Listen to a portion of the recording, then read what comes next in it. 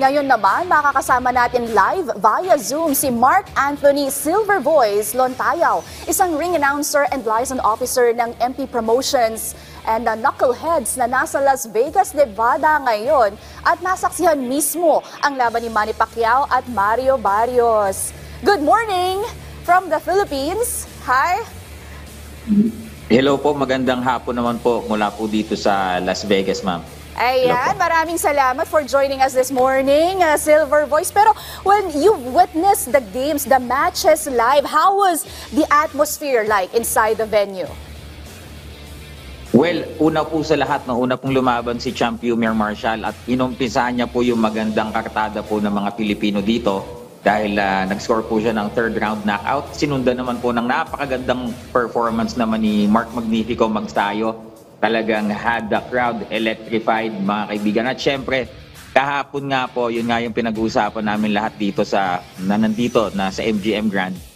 Talagang goosebumps po. Kasi after 24 years, Sir Manny debuted dito sa MGM 2001 against Lelo Honolulu Duaba. At yung color po ng trunks ni Boss Manny, yun din ang sinuot niya ngayon.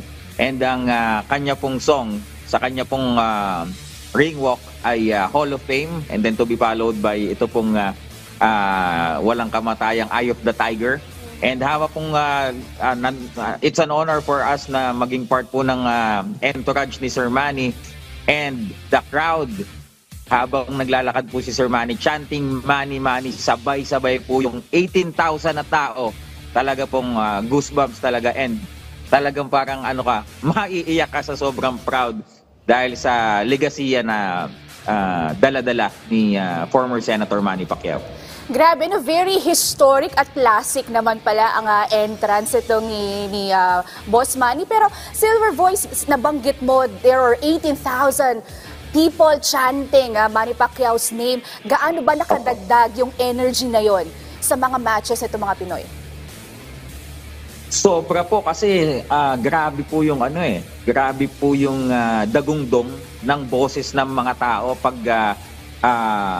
entrada pa lang po ni Senator Manny. Pati po yung mga staff dito sa MGM, sinasabi po nila na talagang pag si Manny Pacquiao ang lumalaban, iba talaga ang enerhiya na united yung tao, na para bagang nag-cheer sa kanya, hindi hati yung audience. Talagang buong jump pack yung MGM Grand po, no? And maririnig po ninyo talaga, I know kahit sa TV dyan, na talagang dumadagundong ang pangalang Senator Manny. Bawat suntok na tumatama coming from Senator Manny Pacquiao, talagang sigawan po ang mga tao dito. Alam mo, sa TV pa lang, no, syempre iba yung pakiramdam na mapanood mo muli si Pacman sa TV. Pero sa live, para sa'yo, how different, how surreal ba na mapanood na live? Well, I watch Sir Manny live since 2018 nung Pacquiao matisi sa Malaysia, no. And isa lang masasabi ko, when you watch Senator Manny, yung bilis ng mga suntok na, yung lakas, yung talagang pitik, yung lagabag ng mga suntok niya pagka dumidikit sa mukha ng kalaban niya, talagang surreal. Hindi siya ordinaryong fighter at the age of 46 years old to be able to move that away and talagang makatagal pa ng 12 rounds.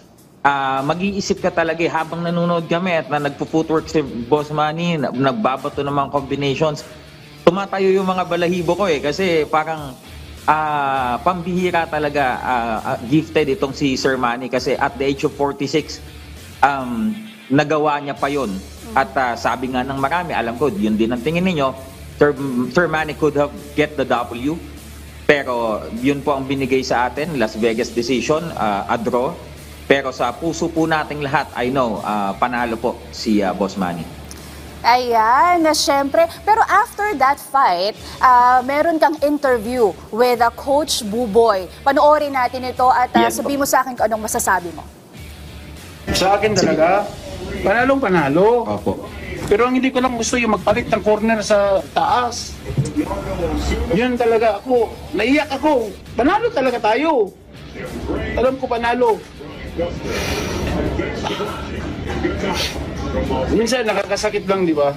Panalo tayo. kilala naman natin siyang lahat at syempre naging parte na siya ng journey ni Pambansang Kamao. Pero Silver Voice, anong masasabi mo sa interview na to? Well, very genuine po yung naging reaction ni Coach Buboy. Actually, nag-isip ako kung ilalabas ko ba yan or hindi. Pero I think deserve ni Coach Buboy na mamarinig siya. He deserves to be heard kasi everybody thought he will be the main coach, yung aakyat sa loob ng ring or papasok.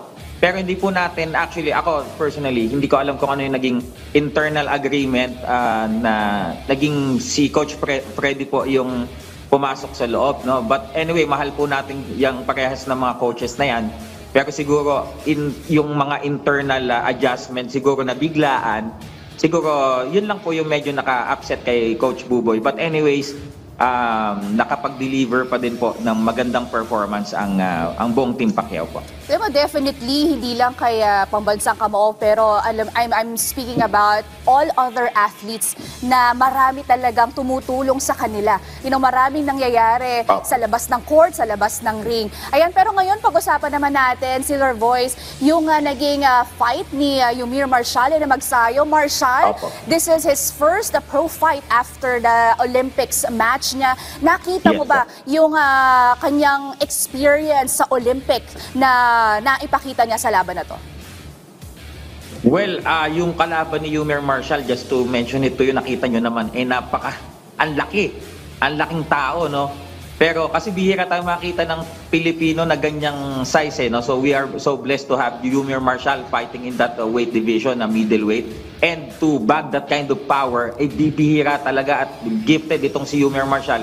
Pinagulong niya itong kalaban niyang African-American, and nakikita po natin, experience, napaka-experiensadong fighter po at quality nito pong si Yumir Marshal. Sabi nga po ni Boss Bambol Tolentino, katabi ko po kahapon na nanonood ng laban ni Yumir, ay talagang makikita pa rin po natin si Yumir na hindi i-represent ang Pilipinas hindi lang sa professional, kundi maging po sa Olympics at sa SEA Games.